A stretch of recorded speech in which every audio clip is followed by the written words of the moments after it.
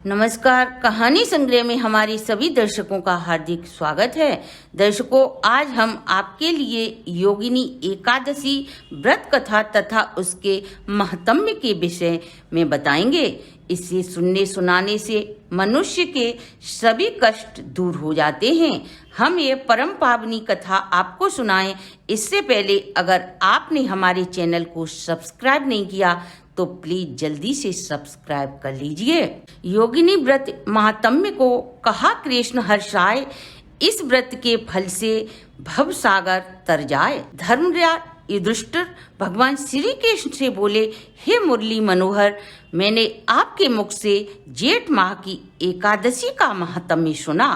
अब आप मुझे आषाढ़ मास के कृष्ण पक्ष की एकादशी का महात्म्य सुनाएं। तब भगवान श्री कृष्ण बोले, हे नरेंद्र, आषाढ़ मास के कृष्ण पक्ष की एकादशी का नाम योगिनी एकादशी है। इसका व्रत करने से मनुष्य के समूल पाप नष्ट हो जाते हैं। यह अनुपम पुण्यदायिनी एकादशी है। इस व्रत को करने से प्राणी बिना कष्ट सहे भव सागर से पार होकर मुक्ति को प्राप्त होता है। इस लोक के समस्त सुख भोग कर अंत में भगवान में लीन हो जाता है। हे नरेंद्र, इसकी कथा मैं आपको सुनाता हूँ जो पुराणों में वर्णित है। इसे ध्यान पूर्वक सुनो। यक्षराज कुबेर भगवान शिव के परम भक्त और अलकापुरी के राजा थे। उनकी पूजा के लिए पुष्प लाने वाले माली का नाम हेम था। उसकी पत्नी बिलाक्षी अत्यंत ही रूपवती थी। एक दिन हेम मान सरोवर से पुष्प लेने गया और उसकी स्त्री कामस्थ थी, अतः फूल वहीं रखकर वह स्त्री के साथ रमण में लग गया। इस कारण वह लेट हो गया। इधर राजा कुबेर उनकी प्रतीक्षा करते करते पूजा का टाइम निकल गया। अतः राजा ने अपने दूतों को आज्ञा दी कि वह शीघ्र ही हेम को ढूंढकर यहाँ लाएं। आखिर वह फूल लेकर क्यों नहीं आया? राजा की आज्ञा पाकर राजा के दूत पता लगाकर राजा को सूचना देते हैं कि वह अपनी स्त्री के साथ रमण में तल्लीन है। इस कारण वह फूल लेकर नहीं आया। यक्षों की बात को सुनकर राजा कुबेर ने हेम को अपने सामने उपस्थित होने की आज्ञा दी।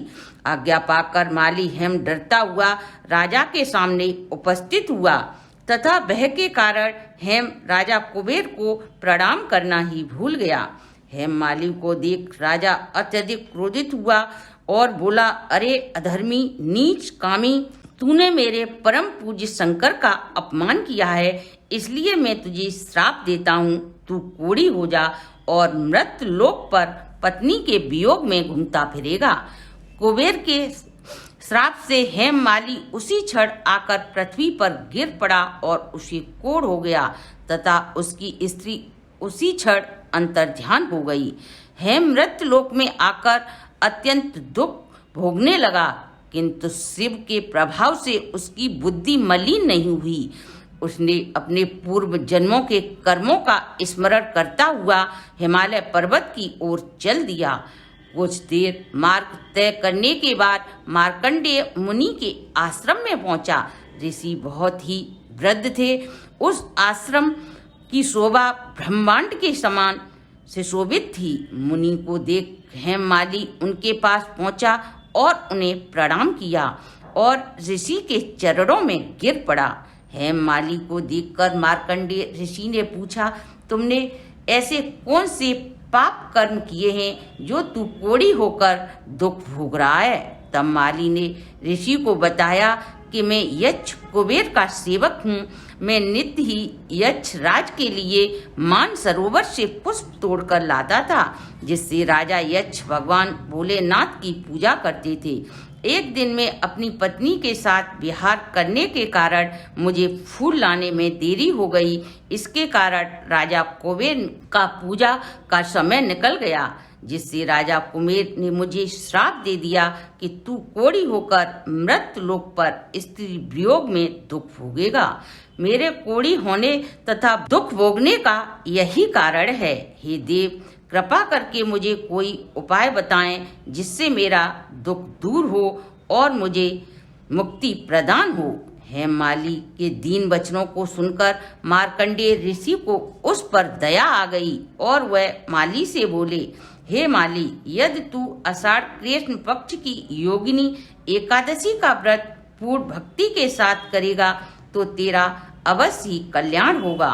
मुनि के कहने पर हेममाली ने विधि अनुसार योगिनी एकादशी का व्रत किया, जिसके प्रभाव से उसका कोढ़ खत्म हो गया और वह अपने स्वरूप को प्राप्त होकर अपनी स्त्री के साथ विहार करने लगा और अंत समय में दिव्य विमान में बैठकर वैकुंठ धाम को चला गया।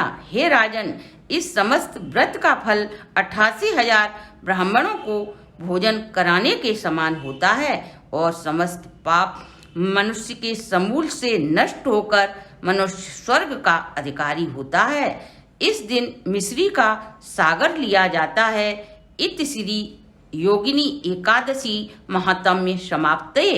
अगर दर्शकों आपको हमारी ये वीडियो अच्छी लगी हो तो लाइक एंड शेयर करें और यदि आपने हमारे चैनल को अभी तक सब्सक्राइब नहीं किया तो सब्सक्राइब करें, बेल आइकन को प्रेस करें जिससे नई वीडियो की जानकारी सबसे पहले आपको प्राप्त हो सके।